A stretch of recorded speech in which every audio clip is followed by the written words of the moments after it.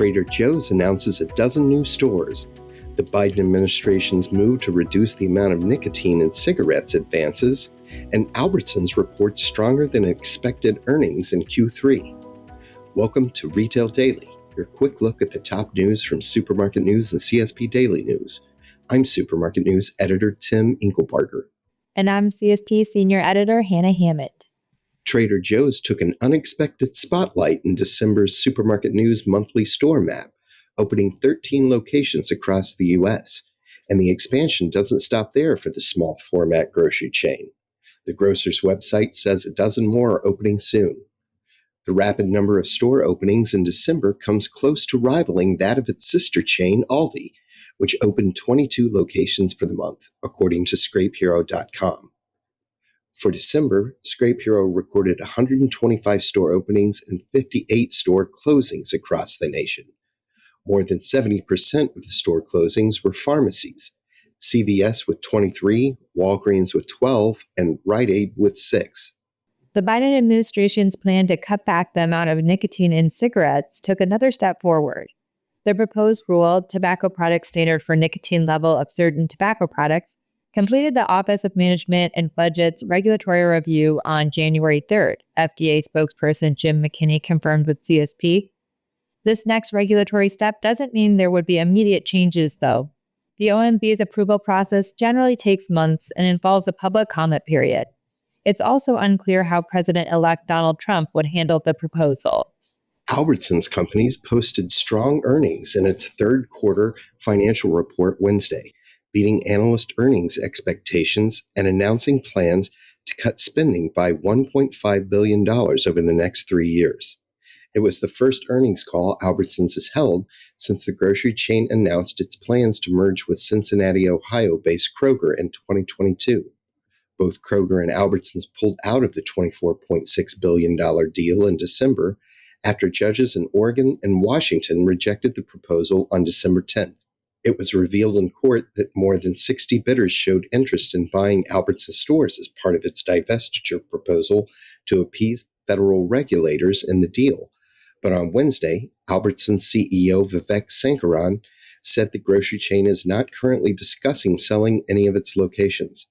Albertsons president and CFO Sharon McCollum said the failure of the deal has not soured the grocery chain on potential merger opportunities in the future. Casey's General Stores has rolled out 8 new Darn Good coffee blends. Casey's is offering Casey's Rewards members unlimited cups of coffee for free. Casey's Rewards members can get a free coffee of any size through January 28th whenever they visit a Casey's store, one per transaction. They can come back multiple times a day for a free cup with no other in-store purchase required. The new blends include Casey's Country House Blend, Rooster's Call High Caffeine, Salted Caramel Toffee, and more. And for a limited time in select locations, Casey's will also have a special Toasted Pecan Blend.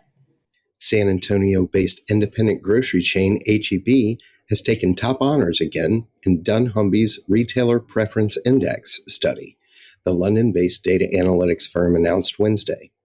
It's the fourth time H-E-B has earned the top honor and the third year in a row, dunnhumby noted in a press release.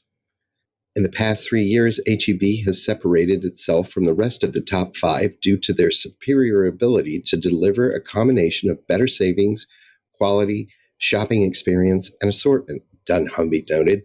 Alimentation Couche-Tard's more than $47 billion potential takeover of Seven & i Holdings would be heavily related to national security, Japan's minister in charge of economic revitalization said on Wednesday. Seven & i has rejected Couche-Tard's advances and that national security factor could be an impediment to a foreign acquisition. The FDA on Monday issued a final guidance for the tobacco industry entitled Validation and Verification of Analytical Testing Methods Used for Tobacco Products. This is a final guidance providing tobacco manufacturers with information and recommendations to aid application submissions, the agency said on its website. To legally market a new tobacco product or a modified risk tobacco product in the United States, a company must first submit an application to and receive authorization from the FDA.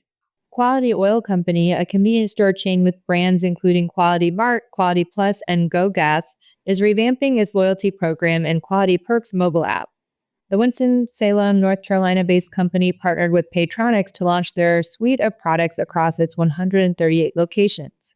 This includes Paytronics loyalty and messaging integrated with the mobile app from Rovertown to help Quality Oil get closer to its customers and drive engagement, Paytronics said. And that will do it for today's episode of Retail Daily. Subscribe on Apple Podcasts, Spotify, and more for your daily dose of retail news. For more on these stories, visit CSP Daily News and supermarketnews.com. I'm Tim Inkelbarger. And I'm Hannah Hammond. Have a great day.